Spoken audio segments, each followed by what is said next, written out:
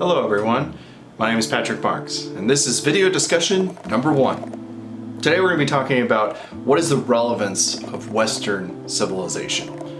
You know, when I saw this class on the list, I was curious because I've had classes before on the development of the American West, and so that was my first thought, was it must be talking about the geography and how the geography of these nations affected modern times. And in a sense that is true, but that is the first question, and it is a question that has actually plagued historians for years, which is some of the things that I found in the reading this week. When we describe the Western side of civilization, the majority of people conclude that they must mean the developed world. But even more exclusionary, the developed world is associated with freedom. As in what Mr. Bruce D. Benson says, he says, Western civilization refers to the art, the literature, culture, and enduring ideas that emerged from the Eastern Mediterranean basin in the centuries before the Common Era, that developed in myriad forms through the Middle Ages, and that ultimately took modern shape after the Renaissance. See, Western civilization is referencing principles rather than geography.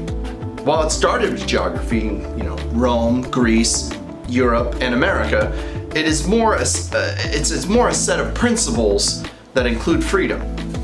As Robert Royal states, a civilization is not something we simply inherit or ever finally possess. Each generation, individually and collectively, needs to make a continual effort to appropriate it anew, because a civilization is an elaborate structure of ideas and institutions solely built over time by the intelligence and effort of countless individuals working alone and together. In essence, Western civilization is no longer associated with geography alone, but rather principles. So why does it matter? You see, as Robert Royal, as Quayne A. Apeth, I believe I'm saying that correctly, he said, culture isn't a box to check on the questionnaire of humanity. It is a process you join, a life lived with others. Culture, like religion and race, provided a source of identity for contemporary human beings. And like all three, it can become a form of confinement, conceptual mistakes underwriting moral ones. See, a great example of this would be in the Frederick Jackson Turner Frontier Thesis. In his thesis, he concluded that the frontier was what defined the American culture, and that frontier ended.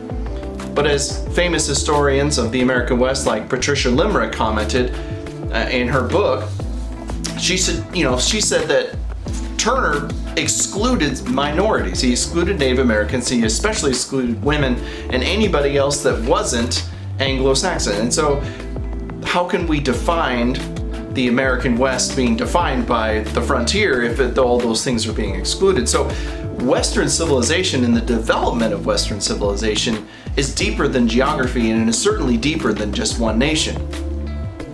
See, Western civilization is relevant to now because it is not simply the study of the developed world, it is rather the study of a culture that has been born out of development to include such things as the Bill of Rights, the Constitution, the division of our government, as in like state, federal, and the three branches.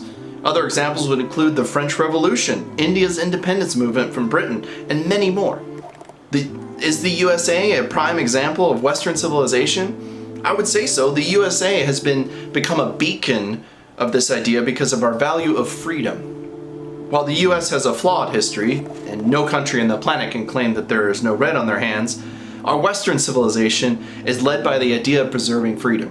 And that is the heart of why the importance of studying Western civilization is freedom. Thank you.